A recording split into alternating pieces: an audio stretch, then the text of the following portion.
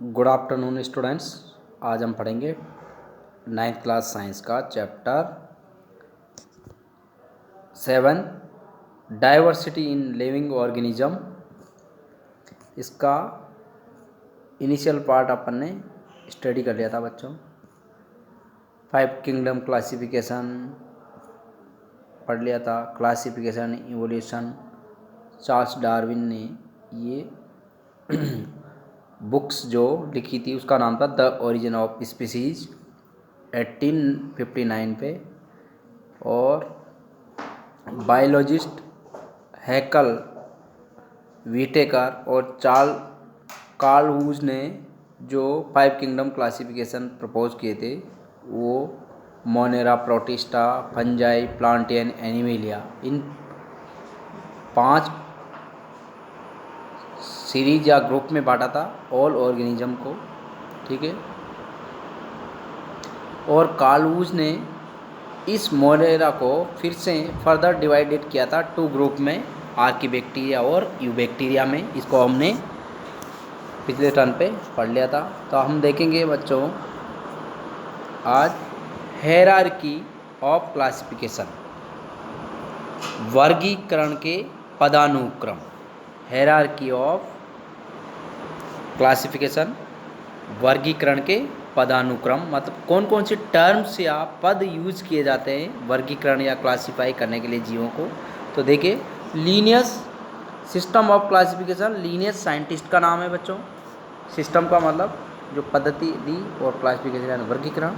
Linnaeus के द्वारा जो वर्गीकरण की जो पद्धति दी उसमें क्या था, देखिए सबसे पहला जो जीवों को बांटने का सबसे बड़ा जो ग्रुप बनाया उसने, उसको क्या नाम दिया, किंगडम। ऑल ऑर्गेनिज्म, पूरे यूनिवर्स में जो जीव पाए जाते हैं उनको 2 मेजर ग्रुप में क्लासीफाई किया गया है बच्चों। तो कौन कौन से ग्रुप है वो 2, एनिमल किंगडम और प्लांट किंगडम। 2 ग्रुप है। एनिमल किंगडम सभी जंतुओं को रखा गया है और प्लांट किंगडम सभी पादपों को रखा गया है।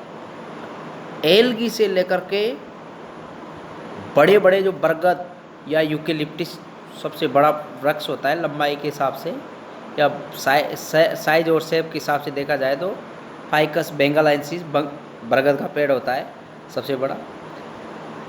तो छोटे से लेकर के इतना बड़ा विशालकाय वृक्ष तक को प्लांट किंगडम के अंदर इंक्लूड किया गया है। तो देखिए उसके बाद में किंगडम को क्लासीफाई किया गया फर्दर फाइलम में, फिर फाइलम को क्लासीफाई किया गया क्लास में, और क्लास को क्लासीफाई किया गया ऑर्डर में, ऑर्डर से फिर फैमिली, फैमिली से मिलकर जीनस, और जीनस में कई जातियाँ होती हैं। तो देखिए कई जातियाँ मिलकर एक जीनस या वंश का निर्माण करती है, और कई वंश मिलकर के एक फैमिली बनाती है, और कई फैमिलियाँ मिलकर के एक ऑर्डर में शामिल की जाती है, और कई ऑर्डर मिलकर के एक क्लास बनाते हैं, और कई क्लास मिलकर के एक फाइलम या संघ बनाते हैं, और कई संघों जंतुओं के या पादपों के कई संघ मिलकर के एक किंगडम बनाते हैं।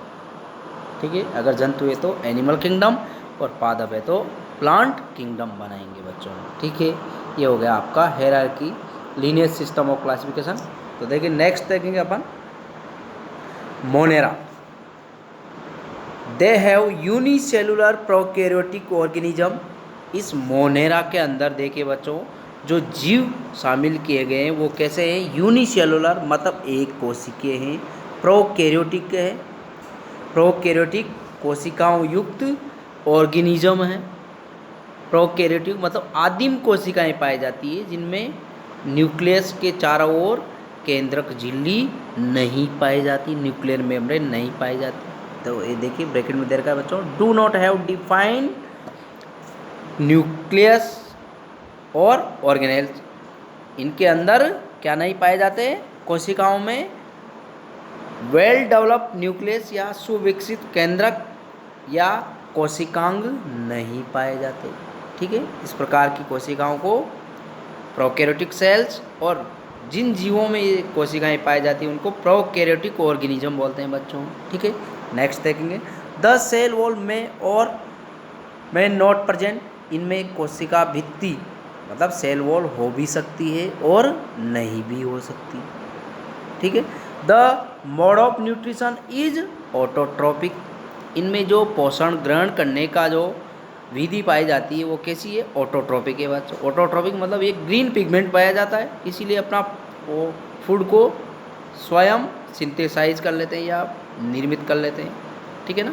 Synthesising food on their own, ये अपना भोजन स्वयं बना लेते हैं, इसलिए ये ऑटोट्रोपिक न्यूट्रिशन पाया जाता है। या कुछ जीव हेटरोट्रोपिक भी होते हैं जो अपना जीव भोजन नहीं बना सकते। गेटिंग फूड फ्रॉम इन्वायरमेंट, ये अपना भोजन पर्यावरण से प्राप्त करते हैं। फॉर एग्जाम्पल बैक्टीरिया है, एनाबीना है। ठीक है बच्चों। इसके लिए आप डिटेल से अगर देखना चाहो तो आपकी बुक्स जो एनसीईआरटी बुक है उसके पेज नंबर 83 पर देख सकते हैं आप। एनाबीना वगैरह का फोटो दे रखा है और वहाँ पे फिगर 7.1 देखेंगे आप बच्चों। नेक्स्ट ग्रुप है बच्चों प्रोटिस्टा। प्रोटिस्टा इन जंतुओं की एक क्लास है जो देखेंगे protista. They have unicellular eukaryotic organism.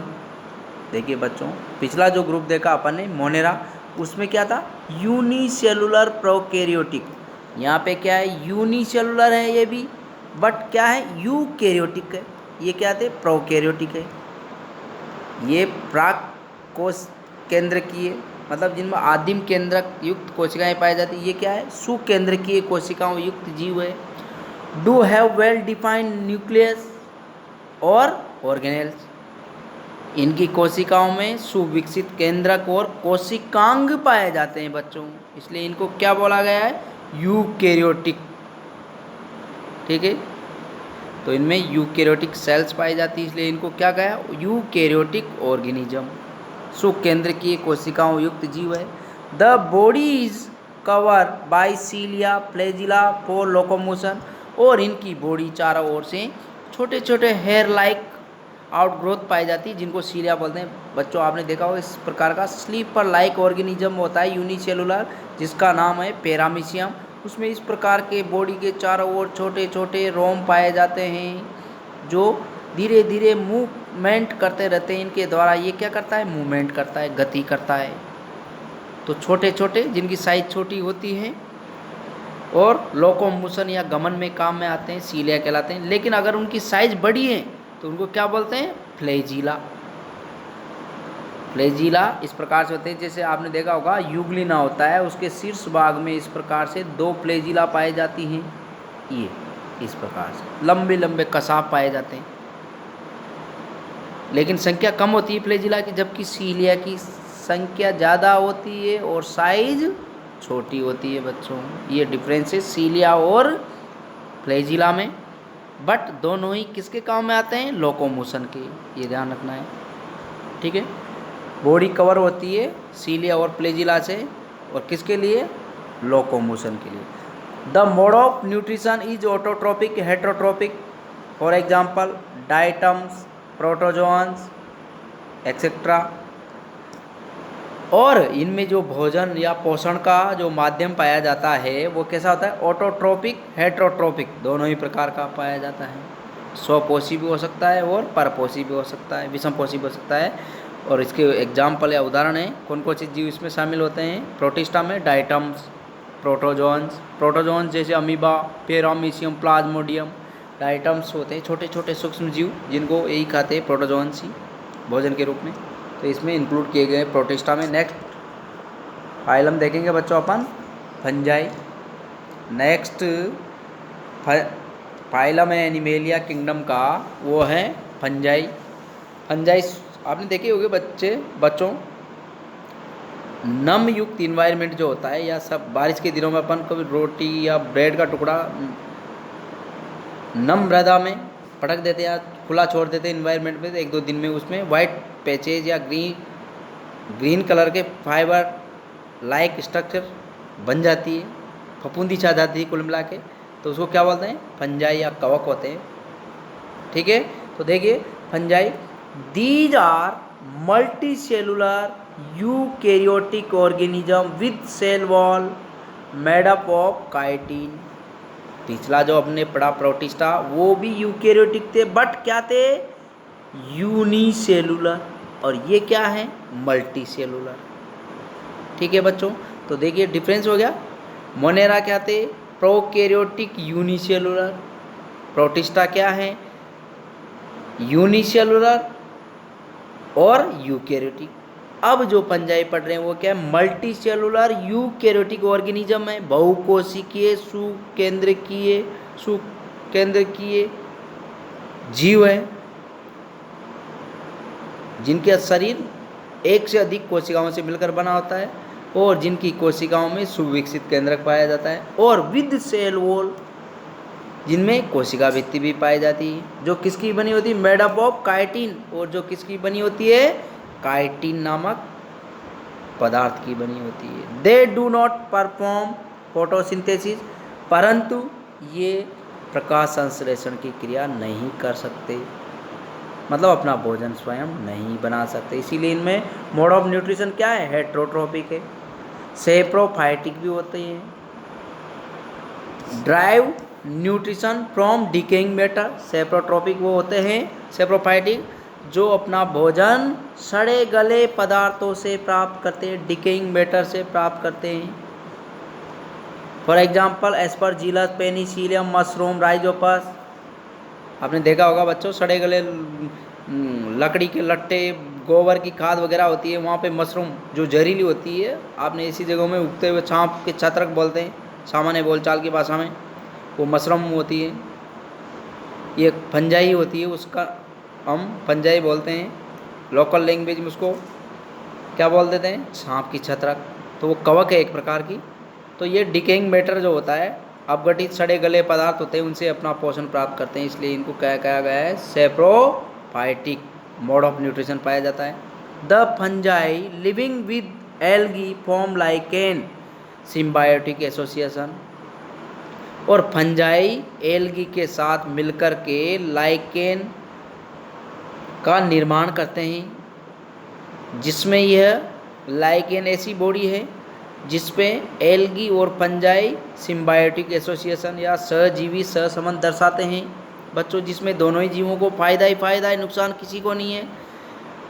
Lichen में बच्चों जो फंजाई होता है वाटर और मिनरल्स एब्जॉर्ब करके पादप शरीर को देता है, जबकि एल्गी फोटोसिंथेसिस द्वारा भोजन निर्माण करता है और पौधे को प्रदान करता है। तो दोनों एक दूसरे को आवास और भोजन उपलब्ध कराते हैं और साथ साथ रहते हैं, इसलिए इस प्रकार के संबंध को क्या कहा गया है, सिम्बायोटिक एसोसिएशन। ठीक है बच्चों, नेक्स्ट फाइलम है प्लांटी, पादप वर्ग है बच्चों।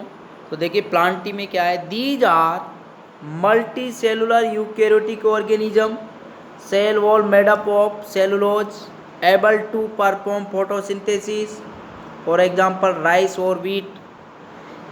इसमें बहुकोशिकीय यूकेरियोटिक ऑर्गेनिज्म को इंक्लूड किया गया है, शामिल किया गया है, जिनमें सेल वॉल भी पाई जाती है, जो किसकी बनी होती है, सेलुलोज की।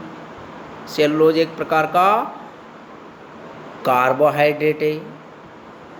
ठीक है बच्चों, जो क्या करती हैं, able to perform photosynthesis.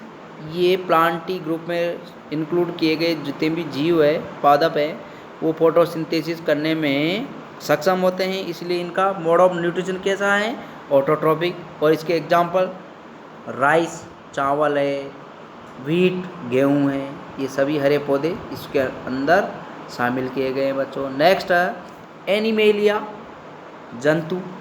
These are multi cellular eukaryotic organism without cell wall, ये भी बहुकोशिकीय यूकेरियोटिक ऑर्गेनिज्म है, परंतु यहाँ पे ध्यान देने वाली चीज़ क्या है बच्चों, देखिए विदाउट सेल वॉल, इनमें कोशिका भित्ति नहीं पाई जाती। सेल मेम्ब्रेन के आउटर साइड में एक और थिकर एंड हार्ड लेयर पाई जाती है, जिसको सेल वॉल बोलते हैं। ये केवल पादपों में पाई जाती, जंतुओं में नहीं पाई जाती बच्चों। ठीक है, तो ये विदाउट सेल वॉल होते हैं एनिमेलिया के जितने भी जीव है। They are not able to perform photosynthesis. अब आप सभी जानते हैं जितने भी जंतु होते हैं फोटोसिंथेसिस नहीं करते, क्योंकि उसमें ग्रीन पिगमेंट या हरा वर्णक नहीं पाया जाता, इसलिए इसका मोड ऑफ न्यूट्रिशन कैसा है, हेट्रोट्रॉपिक है बच्चों। और इसके एग्जाम्पल है ह्यूमन बींग्स और पीकॉक, मोर वगैरह, जितने भी जंतु, गाय भैंस भेड़ बकरी, वो सब हेट्रोट्रॉपिक मोड ऑफ न्यूट्रिशन पाया जाता है, एनिमेलिया में इंक्लूड किए गए हैं। तो आज का के लिए इतना ही काफ़ी है बच्चों। नेक्स्ट अपन नेक्स्ट टर्न पे देखेंगे। ठीक है बच्चों, गुड बाय।